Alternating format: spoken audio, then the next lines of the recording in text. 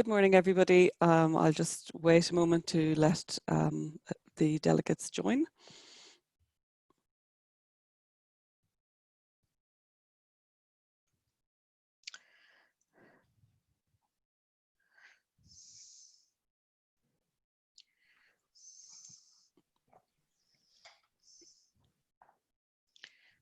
Okay, so I think while we're just letting the last few people join, if I can just do a sort of quick introductions for today.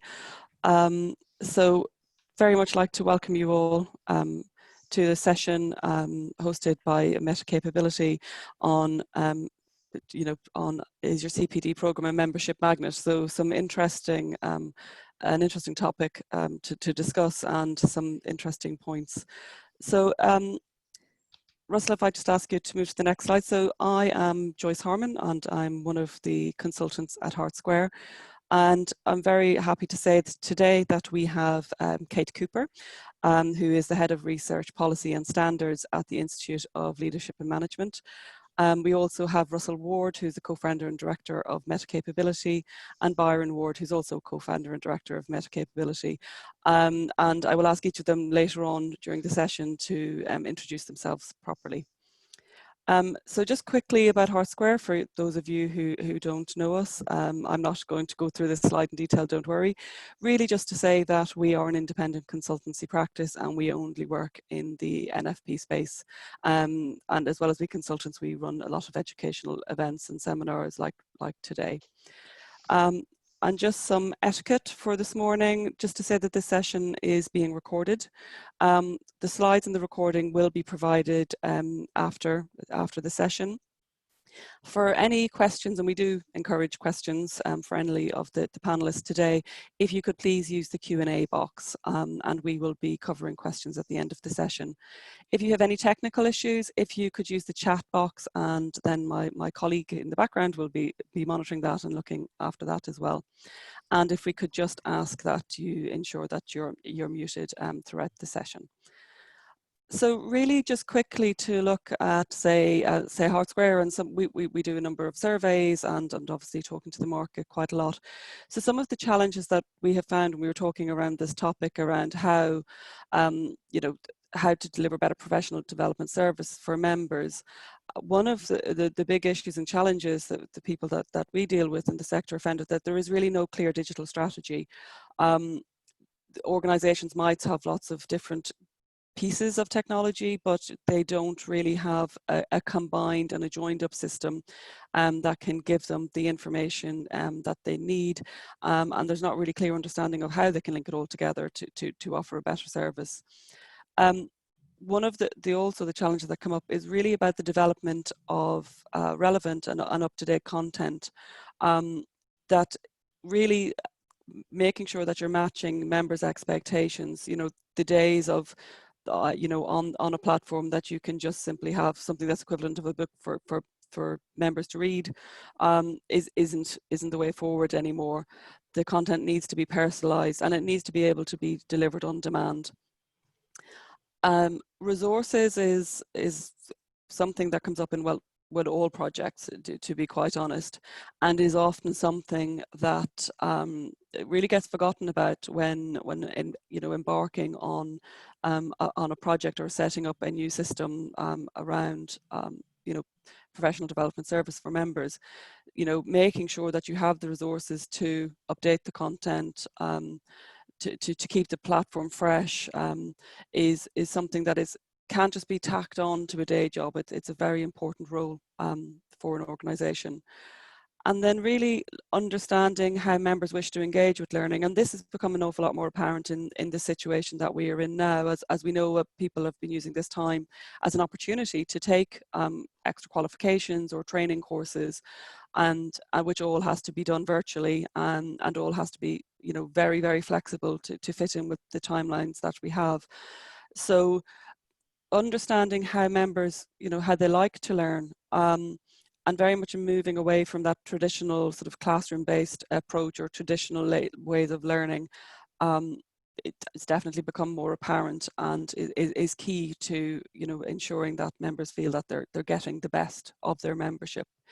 which I suppose really is summarised in the next slide, which is really, so how do we get from the traditional model to the new way where, members can have personalised content that is available anywhere on any device and can fit with, the timelines and the needs that they have.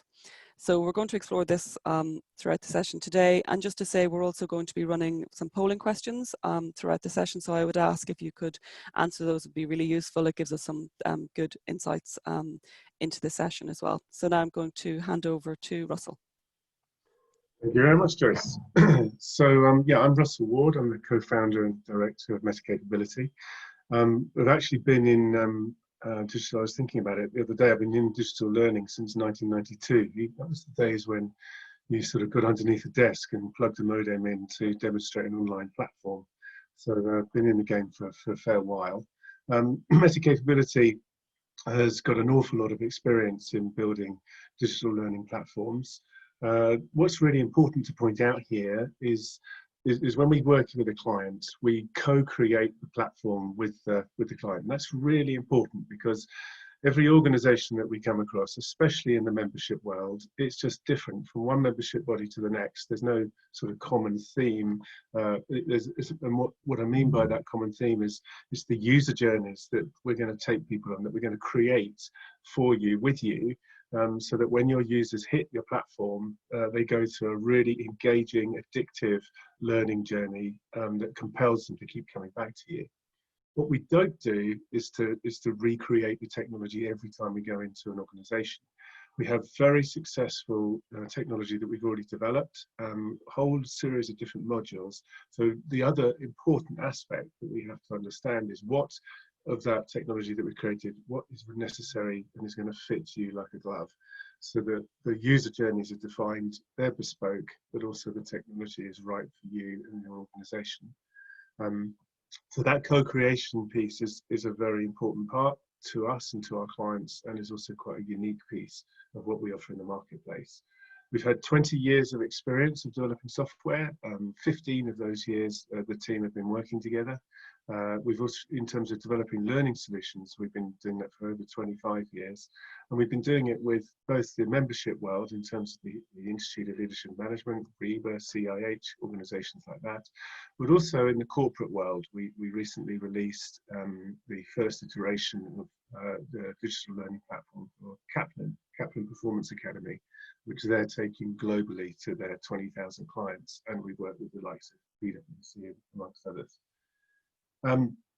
So as Joyce has said, the sort of traditional way that membership bodies have operated is very much in books and printed materials, classroom-based exams, and also face-to-face training. Obviously, face-to-face training has fallen off a cliff in recent months.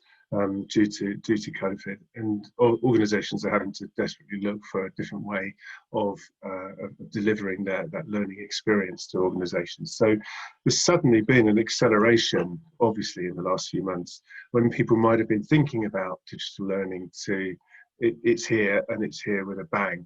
And organisations have, quite astonishingly, many of them have moved with such speed to embrace this, and yet others are still sort of contemplating it.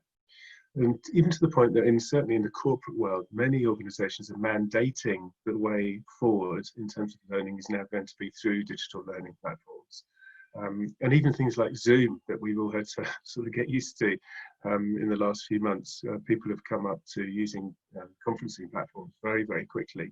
So suddenly, with a bang, we're in a digital world. Well, we already were, actually, especially from a social perspective. So some of these stats are really just showing that digital is so widely used, and we're all au fait with it from a social media perspective. But things like 73% of adults in the US use YouTube, 90% of people watch a video before doing a DIY project, 20% of waking time spent on the phone, and 74% of learners using mobile for e-learning. The other aspect here is, the fact that in 2025, 3/4 of the workforce will be made up of millennials, who we know are very digital savvy and hungry for digital learning solutions. And 20% of those only now use a mobile, not a desktop. And an interesting stat from McKinsey, which was from earlier this year, is that they predicted the mobile learning market to be 70 billion by the end of 2020, but I think somehow that might have increased in the last few months. So I suppose the real some questions here is if 75% of your workforce in 2025 are going to be millennials, what is your plan as a membership organization to attract, engage and keep them? Because they're very quick to make decisions. They will move on if there's not something that can digitally satisfy their yearning, and they really want to learn, this age group and younger. So there's a huge desire for learning, and so they're out there looking for ways to do that. The other aspect of really what you're coming up against now is there's an awful lot of free content out there. So why would someone pay to become a member if they can get, or they think they can get, a lot of the free content elsewhere? So that's going to be a very important thing. Now we see that as a massive opportunity for membership bodies, because you're the go-to place. You're the place that people should be coming to for quality, reliable content.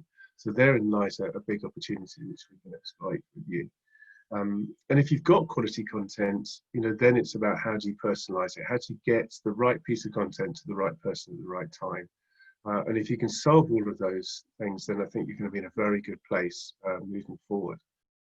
So I think the other aspect that we need to consider is time. It's not just about quality content and getting access to content, but it's the time it takes to find something. Now, this is a piece of research that was done by Josh Bersin, who ex-Deloitte, one of the sort of leading gurus in the world of learning technology. And last year, he discovered that people have 24 minutes a week to learn something new outside of their normal working week. The problem is it takes more than 24 minutes to find something worthwhile to learn. And when you do find it, quite often the learning experience is really poor. So you're spending an awful lot of time, and I do this quite a bit. You're searching Google, you're searching through all these different resources, and it's taking ages to find a decent asset that you can consume and it actually helps you. So keep that 24 minutes in the back of your head, because it is such an important thing to think about. People will pay to be able to get access to the type of content that's going to help them. They'll pay for that service. The other piece of research that came out last year, LinkedIn 2019, is that most generations would like to learn a new skill, but they don't feel they have the time. So, again, just reiterating the fact that time is a very precious commodity. So when you go and start to look at the membership world, and obviously we've spoken to many of them, when we sort of dig in and dive into what they offer, there's such an opportunity that lies within this environment. So most membership bodies have got all of the standards, the frameworks, the qualifications that are applicable to that industry sector. They've got the content, the PDFs, the videos, but the problem is that it's just not joined up. So it's incredibly hard to get to the assets that people want to find. And not having a common taxonomy, not being able to link all of the frameworks to the videos and PDFs, all of that type of stuff, it becomes very frustrating to the member. And as a result of getting frustrated, they're not going to come to you as an environment where they see you as a learning environment. They're going to go elsewhere, and that can then jeopardize membership and retention. Flip that around the other way, especially when it comes to a millennials perspective, and when they arrive at your site, if the user journey is really engaging, it's compelling, they're starting to get exactly the content that they need, they get it quickly, it's valuable, it helps them move on. Now you've got an addictive environment. Now they're going to come back for more. So one of the first polling questions that we'd like to ask is, do you believe you have a digital learning strategy that is going to engage your members? Do you believe you have a digital learning strategy that is going to engage your members? So, there we go.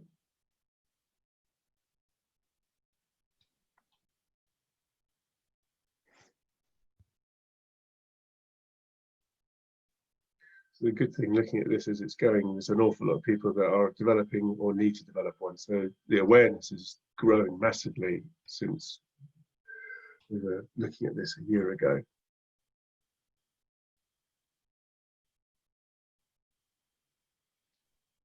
Okay. We stop the poll there and move on.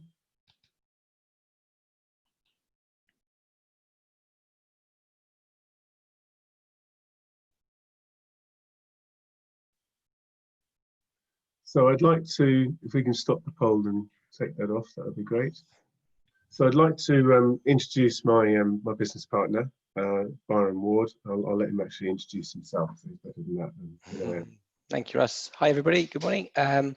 Yeah, so I head up the product development and delivery of client learning platforms for Meta Capability. I've worked in online learning now for over 20 years, mainly in senior platform and product roles, either working or consulting to the likes of Kaplan, Reba, the Institute of Leadership and Management, the Chartered Institute of Housing, and also PwC, where I worked in the global team heading up the quality assurance of the next generation learning platform.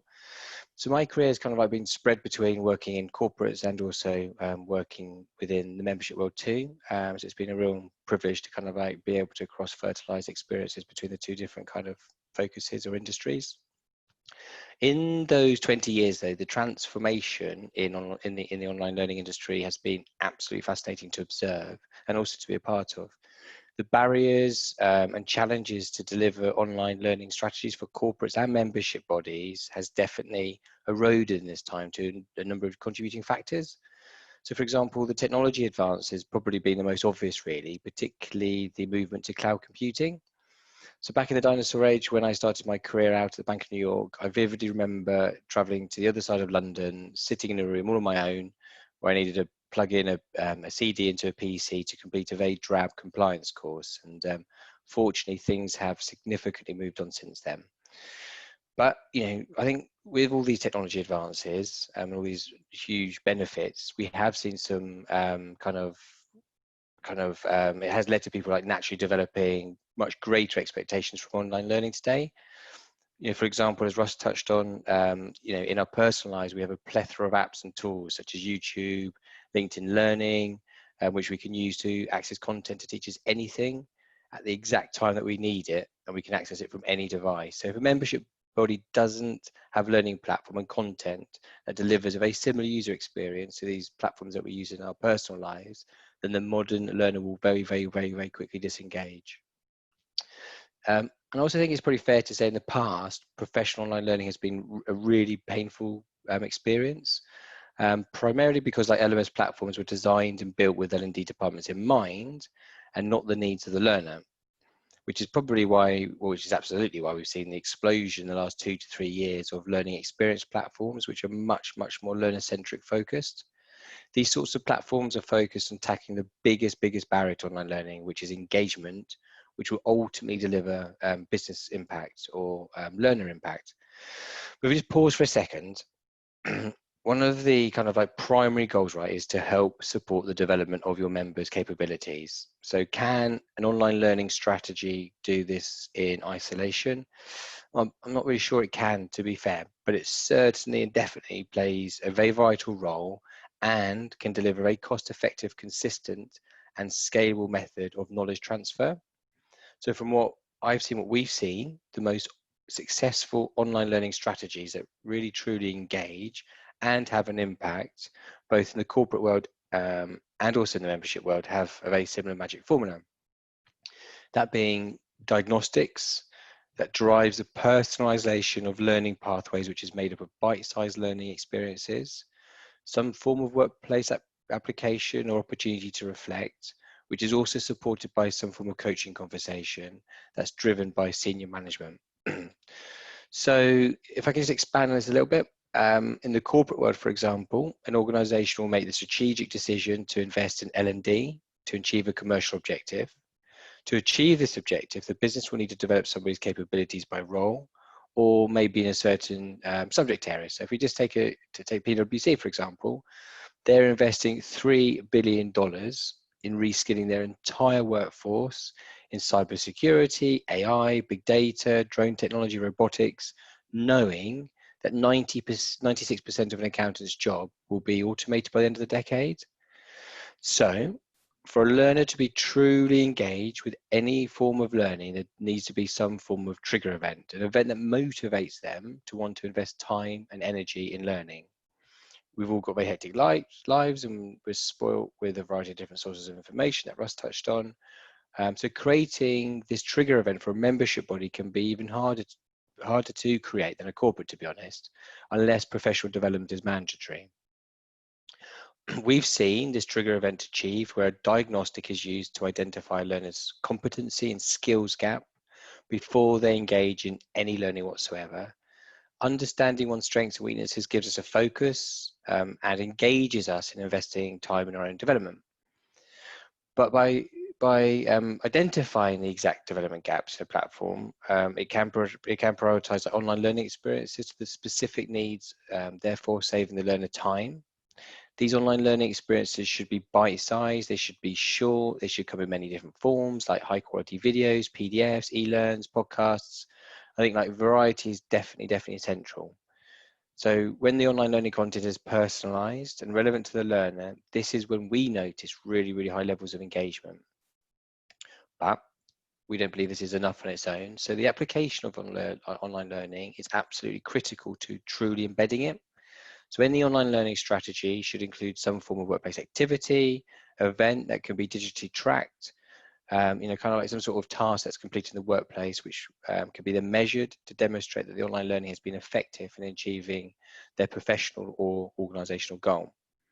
So in summary, when online learning is personalized, bite-sized, accessible from any device, actively applied back into the workplace, and if a learner can be supported by a coach, giving them an opportunity to reflect, then you have an online learning strategy that will achieve any commercial goal of your membership body. So thanks for listening. I'd like to kind of hand over now to Kate Cooper from the Institute of Leadership and Management, who's going to talk about their strategy, the journey that they've been on with My Leadership, a platform that we co-created with them. Great. Okay, Thanks very much, Byron. Okay. Yeah, my name's Kate Cooper. You can see I have a splendid array of qualifications there. That's very kind, whoever put those up for me. I actually sort of grew up in the learning world at Guildhall Business School, which some of you will know, on Moorgate in the city, which were for so many people doing professional exams. It was like night school for them. So we had accountants and chartered secretaries and insurance and marketing and PR all coming to learn at Moorgate. And then of course that developed to MBA, postgraduate diplomas, HR, and all the other array of professional qualifications. And what did I learn from that experience of working with these learners over the years was really three things that I think stood out for me, and irrespective of the course they were on or the qualification that they were seeking, these things were true across all the learning communities. They needed application. It had to make sense. They had to be doing it for a reason, whether that was to get better at work or to enhance their CV. There was that real work-based application, very important. They needed the attention of somebody interested in their learning, somebody to talk to, and somebody wanted them to learn, somebody wanted to support their learning, and they needed to achieve. So you've got your 3 A's there: application, attention, and achievement. And achievement, recognition, it's not just about passing, it's those important interim stages that encourage you and keep you going. And so those things, as I said, to me were an enduring lesson, very much in that world of professional membership. But also obviously when I moved to the Institute, those lessons really did stay with me. And when co-creating My Leadership with meta capability, they were obviously at the forefront of our thinking.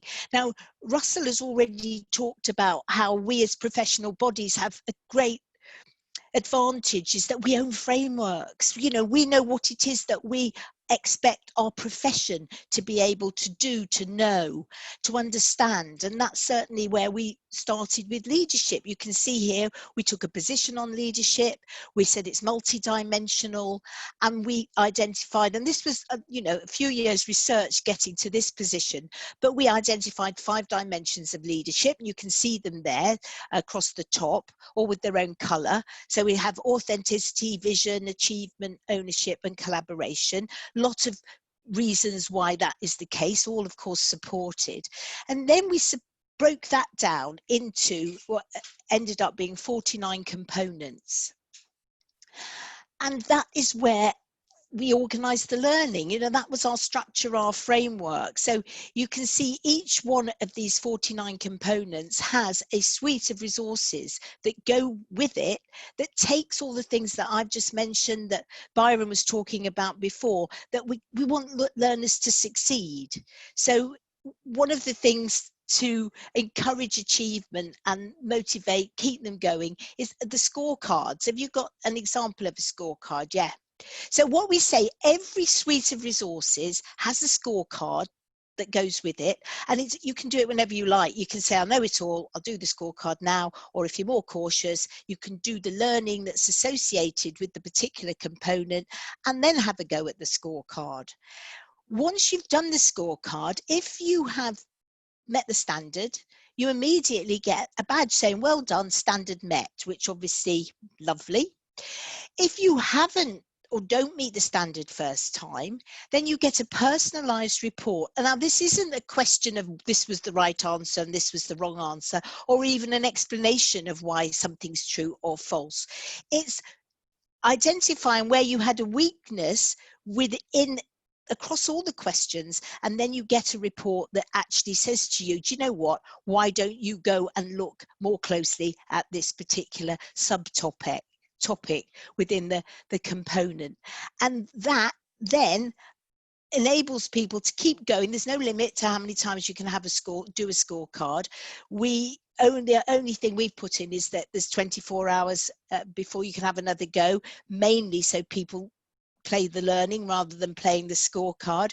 But since we launched our platform just over 2 years ago, 72,000 scorecards have been completed, which does to me indicate a huge level of engagement.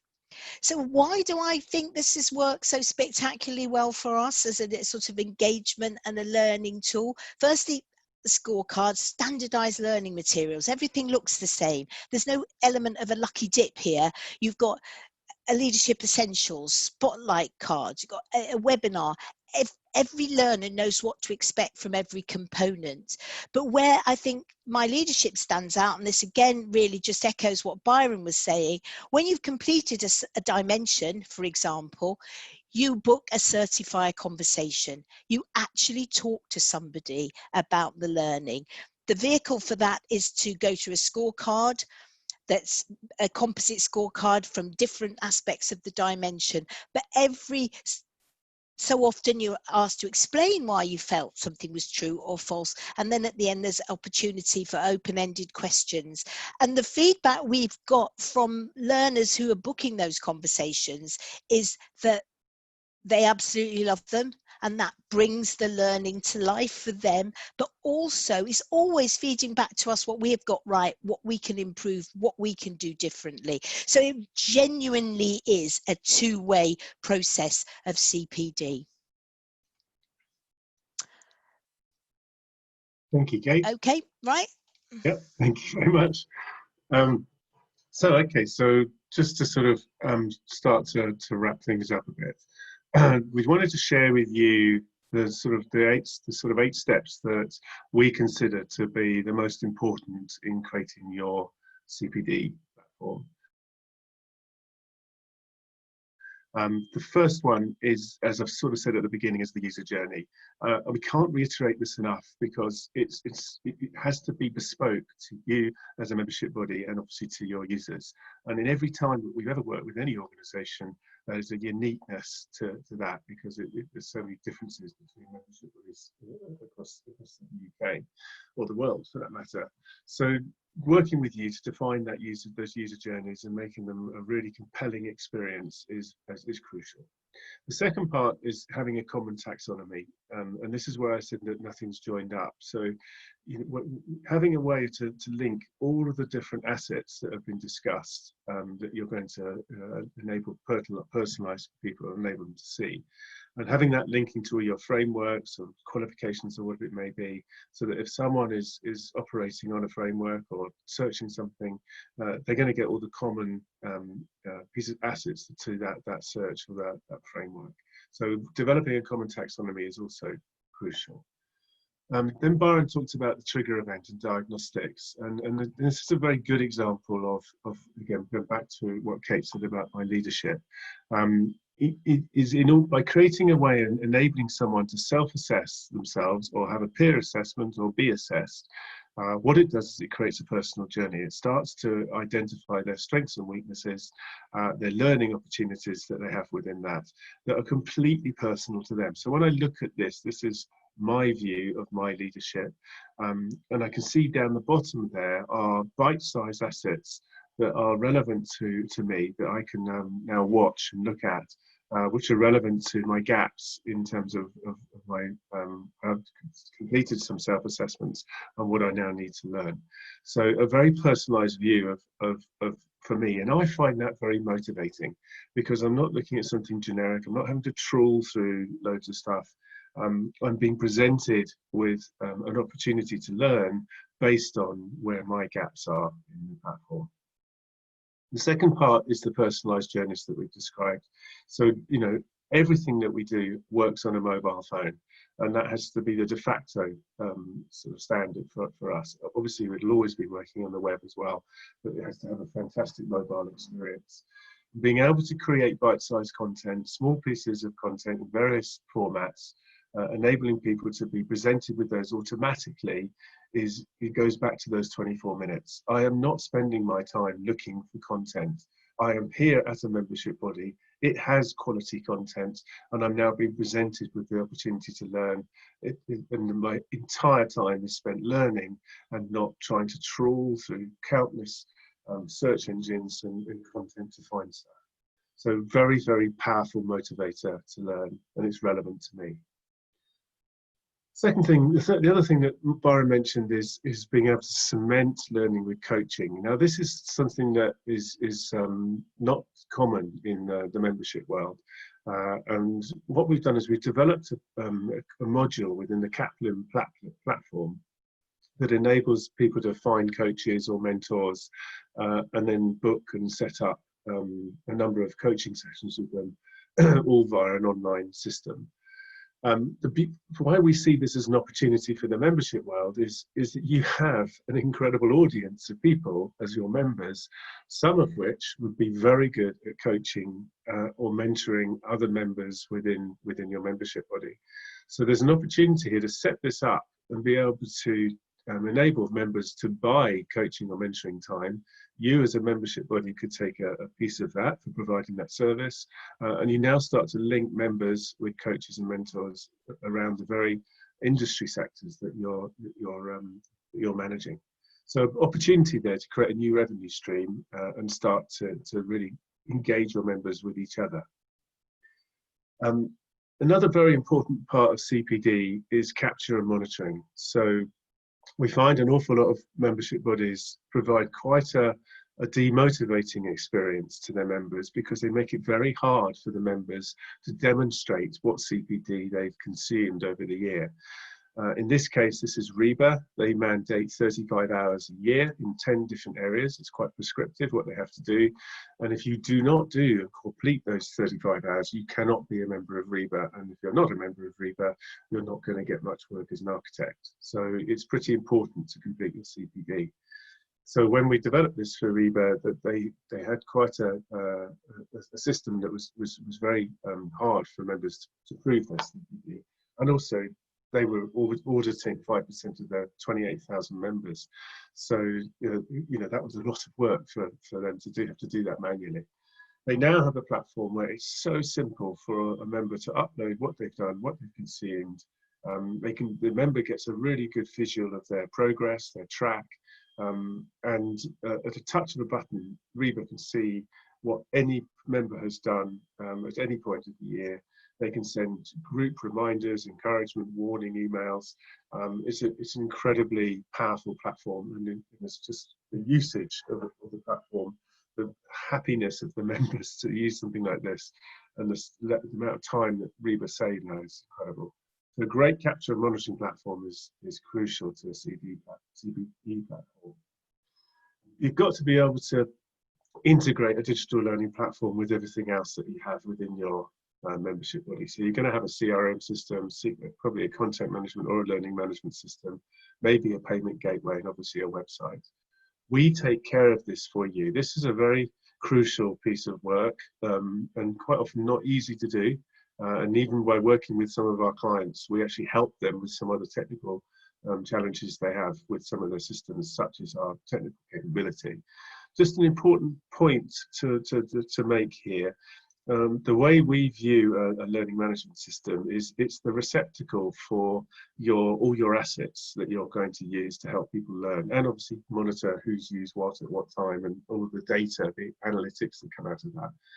But the learning management system doesn't provide a very good user experience. It was designed, as Byron said, for the learning administrator. So we sit as a layer across the top of the learning management system. That is about the engagement of the learner, so that the user experience is so brilliant and so compelling that's what engages them in the whole digital learning platform and experience. So we very much see as the LMS as the receptacle that we're going to pull on to bring the assets into the digital learning platform. And finally, let's just go back to the main piece. There's the 8th step, which is all about the back-end administration and being able to give you all the back-end reporting in the platform of who's doing what and all the sort of normal stats that you'd expect. So they're the 8 steps that we consider to be vitally important in creating a digital learning platform. So I'd just like to do the second poll question before we finish in a second. Do you think an off-the-shelf solution is out there to meet your specific needs? So if we could just answer that. Do you think there's an off-shelf solution to meet your specific needs?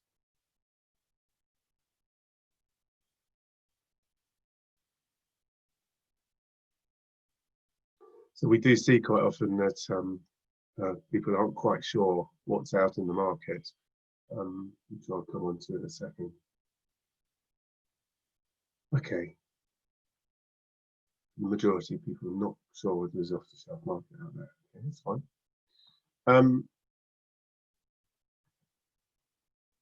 So just a couple of final pieces of research to finish off, which really sort of verify what we've been talking about.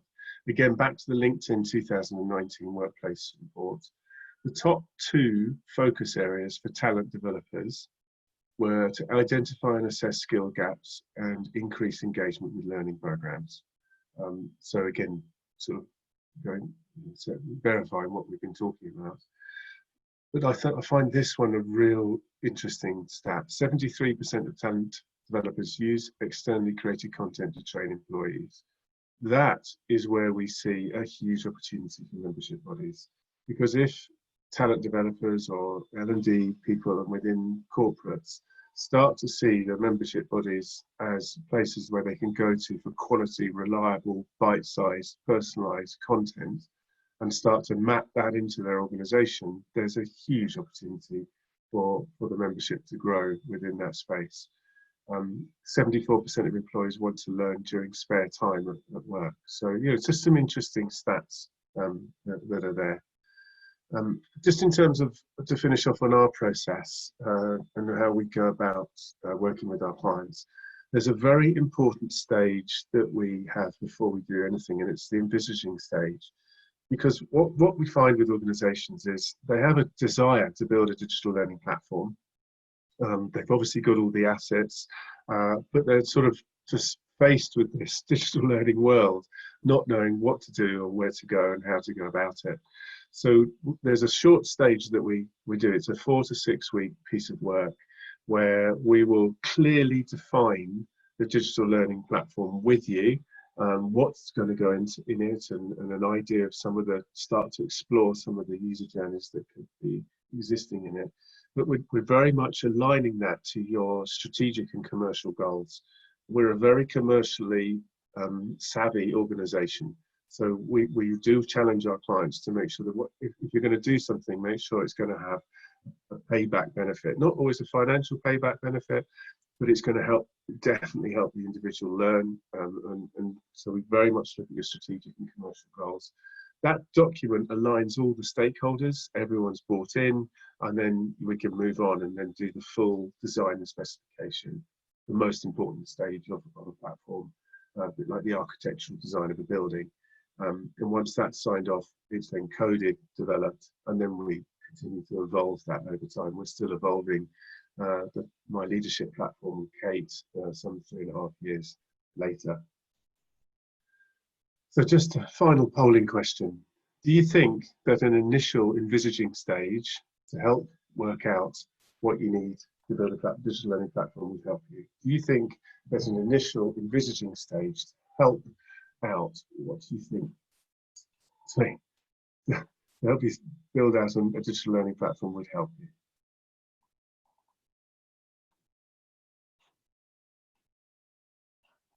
Yeah, so an awful lot of people are baffled by what's out there and what to do. And this is also when we do this stage, we very much dig into what you're doing and how you're operating at the moment to understand that.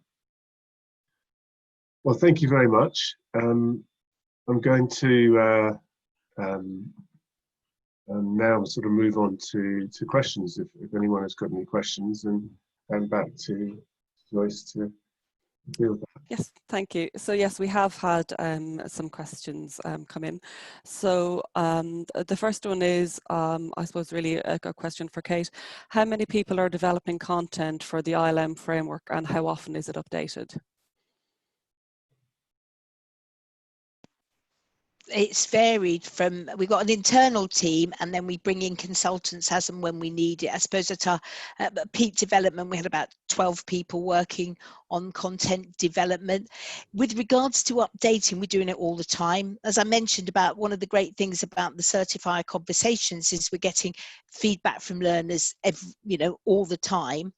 And the platform's built in such a way that we can adapt, amend, update each of the components. So if something new comes out, like for example, we're all hearing about compassionate management at the moment, we can put in content, we can change the scorecards to incorporate compassionate management.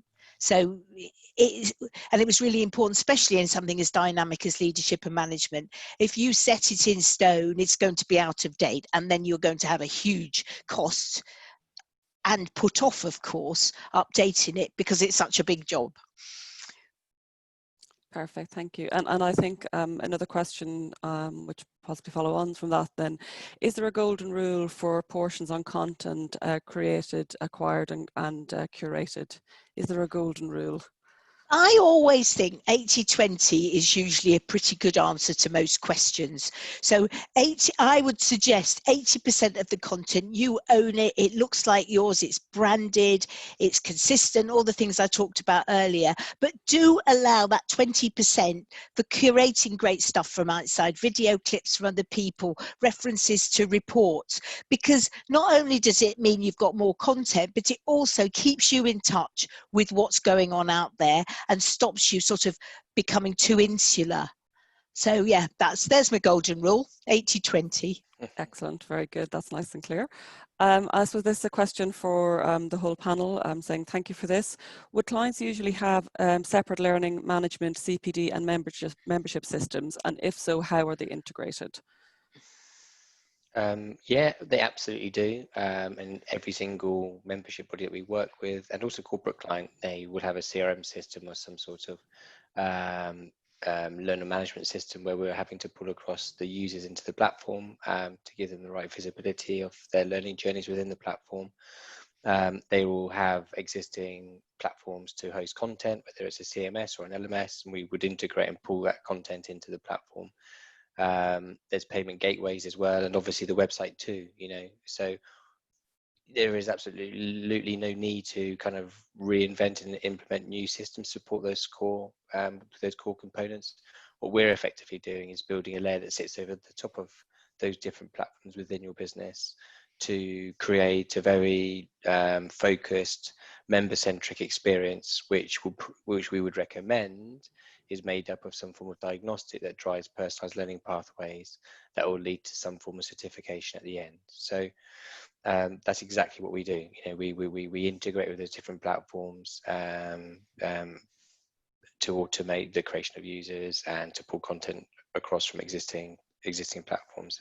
But to serve it up and to structure all of that around your taxonomy, around what you define as best practice within your professional body. Perfect. And then another question that has come in is, digital strategy is an important base to this process. If an organization does not have a digital strategy, how can you use this digital learning strategy as a springboard to change?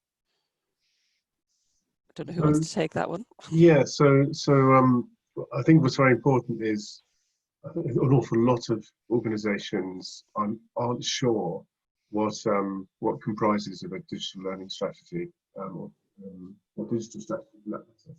So, you know, it's a world that we live in, and have done for many, many years. So, you know, we're focused on, and I suppose when our involvement is very much around learning. You know, that's the key. You know, CPD obviously falls perfectly into that. So when it comes to helping a membership body create a platform that's going to engage, pull members into their website, you find a lot of membership bodies push a lot of content in their members and then don't understand why they don't consume it, because they haven't got time. So we create this very much this pull environment in terms of the learning environment. So we're sort of very much experts in creating a strategy around that whole digital learning aspect.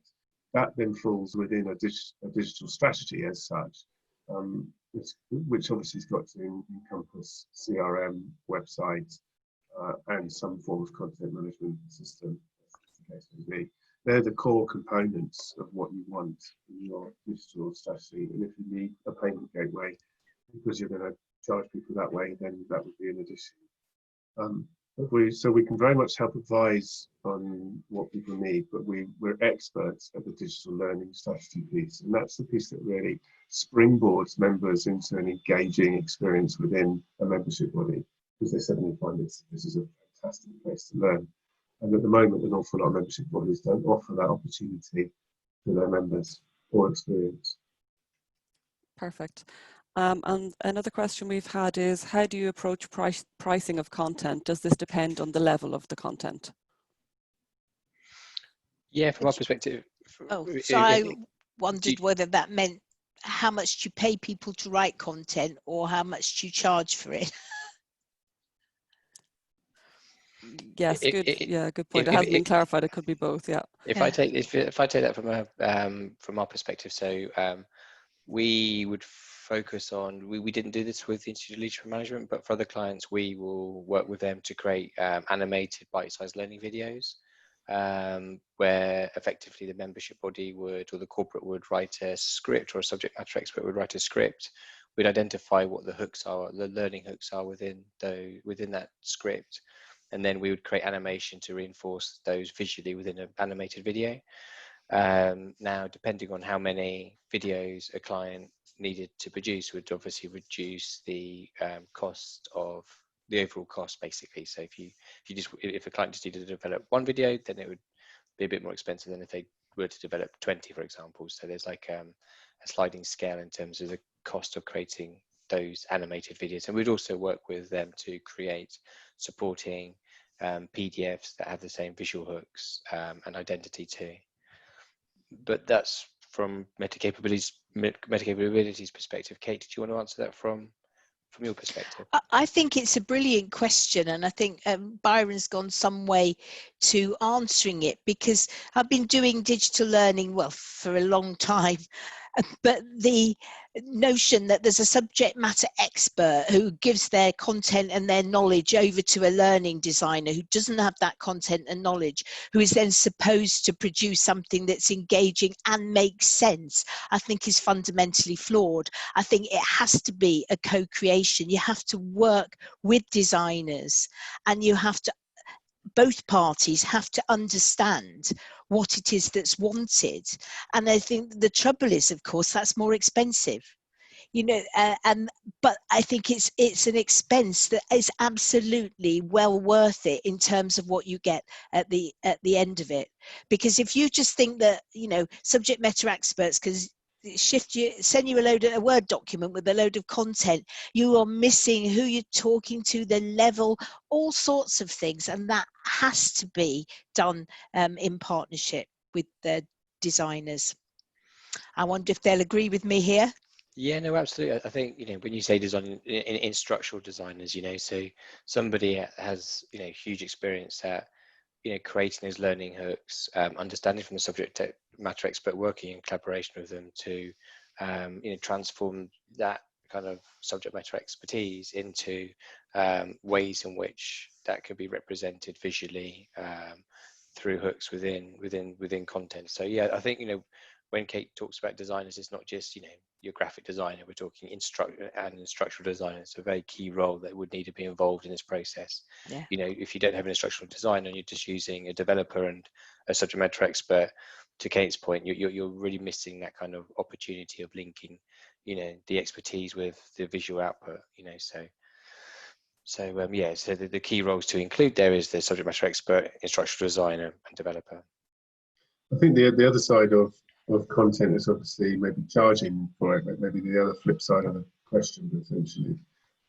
So a lot of membership bodies will provide content as part of the membership fee. I think when you've got a very engaging platform that people are starting to use that platform very frequently, if there's really valuable premium content, then there could be potentially the opportunity to charge extra for that content. And that's obviously going to be down to the membership body in particular circumstances. That's a sort of discussion to have much further down the road once you've got an engaged audience. Perfect. I think sorry, what Kate. we found with this is how few people can write great content and how many people think they can write great content. And that is, the very small amount of people. And one of the big benefits of going for a very standardized approach as we have, that we're able to direct our content writers exactly what we want and what it's going to look like, because just asking people to write about motivation, for example, you could get all manner of responses and every one of those writers would think they'd written great content.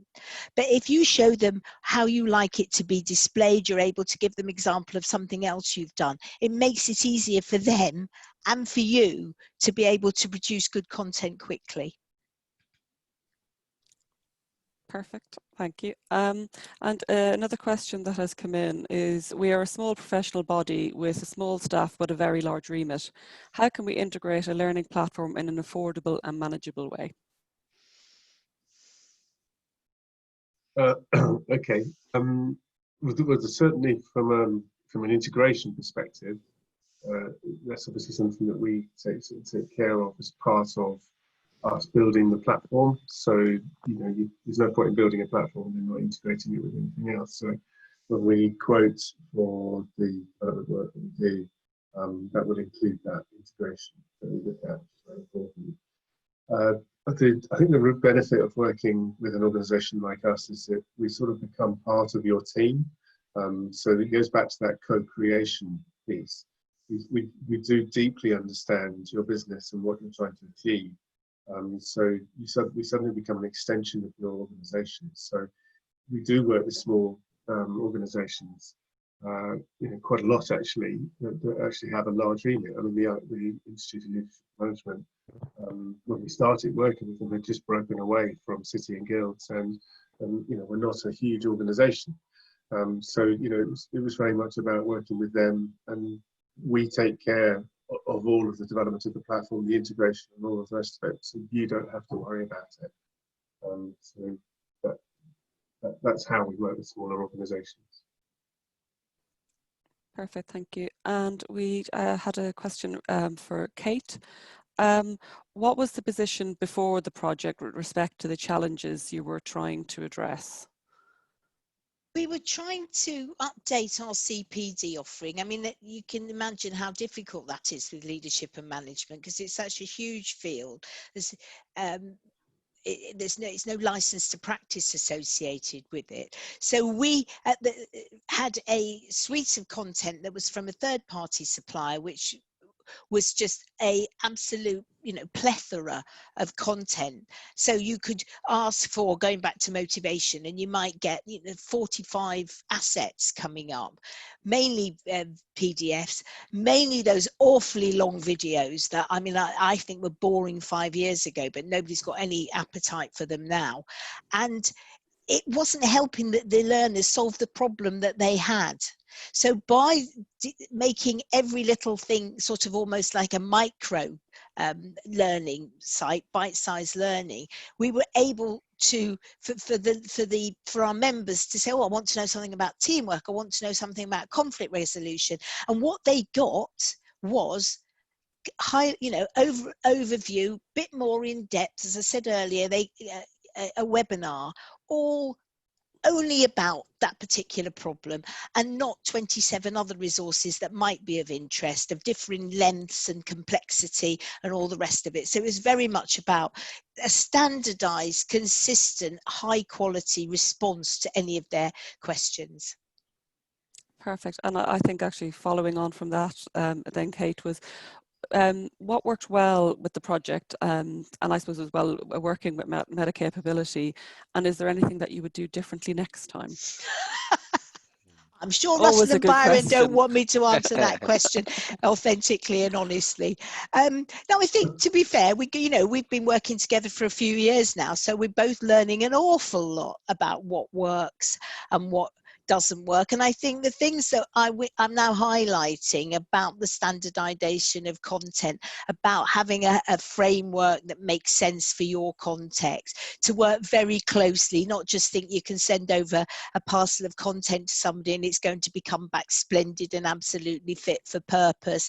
I think if we had, and maybe Russell and Byron would disagree, if we had any tensions, I did not want any sense of failure being built into the platform. I didn't want rights and wrongs. I wanted just have another go. And I didn't want, as I said earlier, I didn't want people to be given the right answers as a report. And I think what we've ended up with is much more learner-centric. But as I said, we both had a huge amount of learning to do along the way. And the fact that I'm here today, I think, is testament to the relationship being a successful one. Mm-hmm. Thank you, Kate. Perfect. I notice they're not arguing with me, but we've learned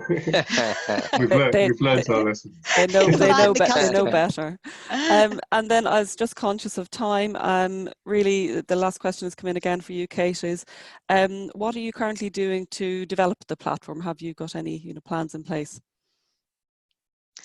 Yes, what we're doing, we're actually building new pathways. We first started off with rather a vertical, so a very member-driven approach, and we're now realizing that 49 components is quite overwhelming for some people, and that we're coming up with pathways that are just of like 5 components that lead to a conversation that can be, that personalized learner journey that Byron was talking about. That has been a really big, important innovation. We're also linking the pathway to accredited qualifications. So you can use My Leadership in order to provide the evidence of meeting the assessment criteria for a level 3 award, particularly in leadership and management. So the possibilities, once you've got that structure in place, and if you have that flexibility to change and update, absolutely vital. They're absolutely limitless, because you can keep adapting to whatever's going on, especially though if people are on here that are affiliated or offering professional qualifications. Especially with the conversation, there's such opportunities to use it for a really robust assessment methodology. Perfect. I think that's a really nice place to end. Any other questions that we haven't had a chance to cover, we will follow up with directly after the session. Also, we will be sending out a feedback survey. We'd be really grateful if you could fill this in, as it gives us some guidance on how we can improve these sessions, or anything else that you would like to hear going forward. So really, it just leaves me to say thank you very, very much to Kate, Russell and Byron. It's been a really, really great and informative session. And if you do have any additional questions, please feel free to let us know, and we will follow up with them directly. Thank you very much. Cheers. Bye-bye. Thank you. Thank And you, everybody, for anybody, your time. please connect with me on LinkedIn if you want to send me a personal question. More than happy to receive those. Perfect. Thank you very much, everybody. Thank And you. enjoy Bye-bye. the rest of your day. Thank you. Take care. Yeah.